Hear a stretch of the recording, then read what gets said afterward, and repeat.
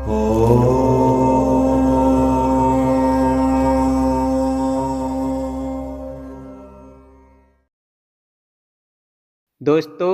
आज की ये वीडियो देखने से पहले आप एक बात अपने दिमाग में बिठा लें।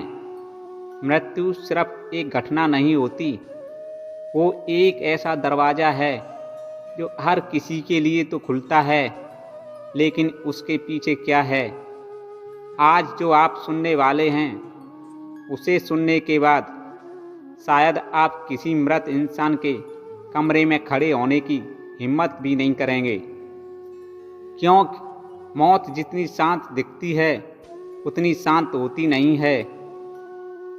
कई बार वो जाते जाते ऐसी चीज़ें पीछे छोड़ जाती है जो दिखती तो सामान्य हैं, लेकिन भीतर से इतनी भारी, इतनी नकारात्मक ऊर्जा से भरी होती हैं कि इंसान के हंसते खेलते परिवार को तबाह कर देती हैं। इस बात को ज़्यादातर लोग जीवन भर नहीं समझ पाते। ये सबसे खतरनाक चीज़ क्या है, क्या आपको पता है? ऐसी चीज़ें जो दिखने में बिल्कुल सामान्य हैं, लेकिन जिनमें कैद होती है किसी मृत इंसान की अधूरी सांसें, उसके टूटे सपने और उसका अधूरा कर्म। अगर गलती से भी आपने ये 3 चीज़ें उठा लीं तो समझ लीजिए आपने उस मृत इंसान के जीवन का दरवाज़ा अपने घर में खोल दिया। आज जो आप सुनने वाले हैं वो कोई साधारण ज्ञान नहीं, ये उन घटनाओं पर आधारित है जिसके बारे में लोग बोलते नहीं, डरते हैं, क्योंकि यह सच है।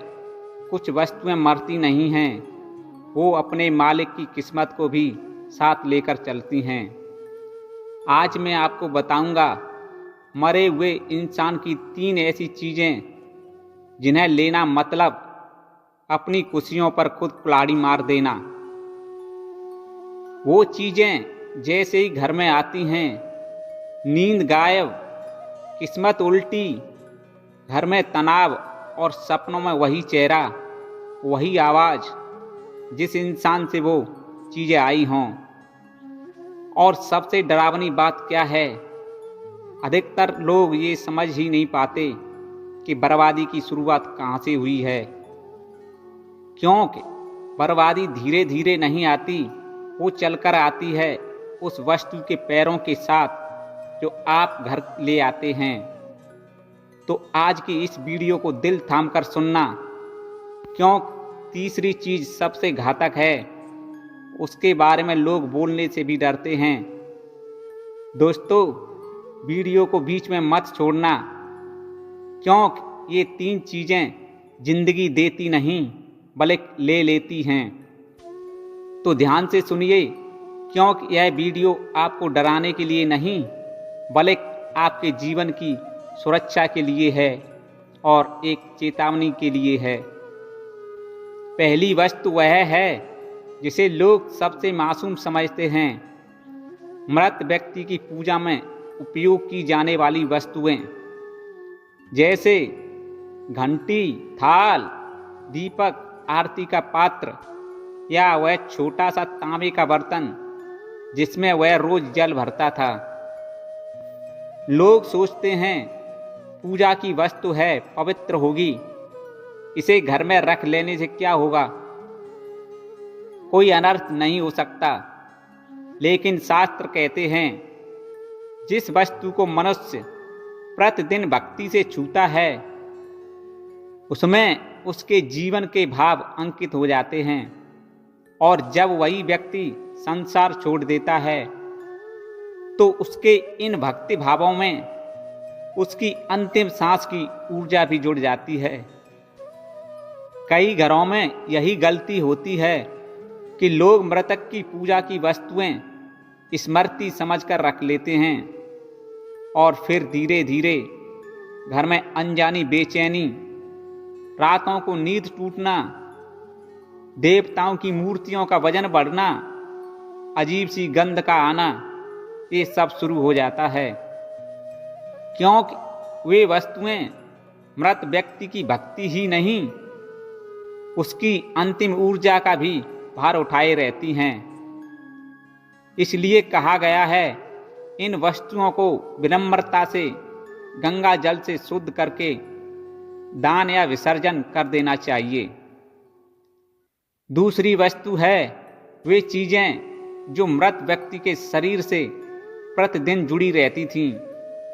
कपड़ा, कंघा, चश्मा, ब्रश, उसका तकिया या वह बिस्तर जिस पर वह अंतिम दिनों में लेटा था। ये वस्तुएं सिर्फ वस्तुएं नहीं, ये मृतक के शरीर के कंपन, रोग, दर्द और करुणा सब कुछ अपने भीतर समेट लेते हैं। आत्मा तो दूसरे लोग चली जाती है, पर उसके शरीर की छाया, जिसे शास्त्र सूक्ष्म अनुभूति कहते हैं, इन वस्तुओं में लंबे समय तक रहती है।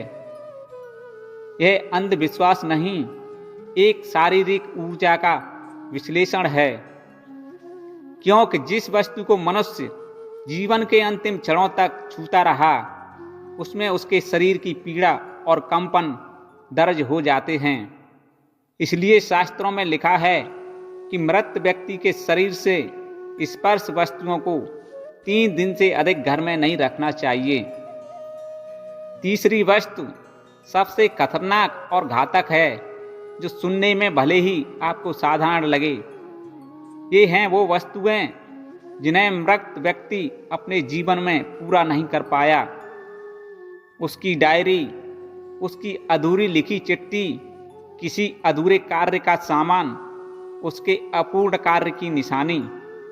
क्योंकि जब मनुष्य की आत्मा अपूर्ण इच्छा के साथ जाती है, तो उसकी ऊर्जा वह वस्तु नहीं छोड़ती। यही कारण है कि कई घरों में मृतक की डायरी पढ़ने के बाद स्वभाव बदल जाता है। अचानक गुस्सा, अजीब अजीब बातें करना, रात में अकेले कहीं जाना या अजीब अजीब सपने देखना, क्योंकि वह वस्तु उस मृत व्यक्ति की अधूरी कहानी अपने भीतर समेटे होती है। शास्त्र कहते हैं, अपूर्ण इच्छा की वस्तु किसी और की किस्मत बिगाड़ देती है। इसलिए इन्हें या तो पूजा के साथ विसर्जित करना चाहिए या किसी गुरु के मार्गदर्शन में दान कर देना चाहिए। इन तीनों वस्तुओं में सबसे अधिक कर्म बांधने की क्षमता होती है।